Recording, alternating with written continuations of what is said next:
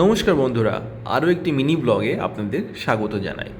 আজকের গল্পটা শুরু হচ্ছে সকাল সকাল গরম তেলে ছ্যাঁকা সোনালি পুরি দিয়ে, আর পাশে পুড়ছে আলুর সবজি, আর শেষে সাজানো আছে একদম টাটকা জেলেবি, যেন সকালের মিষ্টি একটা শুভেচ্ছা।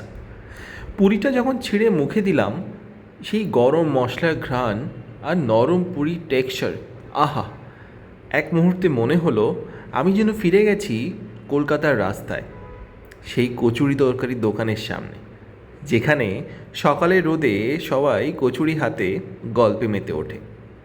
আর এই বিহারের পুরি সবজির মধ্যে সেই একই ঘ্রাণ, সেই একই সুখ, শুধু জায়গাটা আলাদা, কিন্তু অনুভূতিটা ঠিক একই রকম।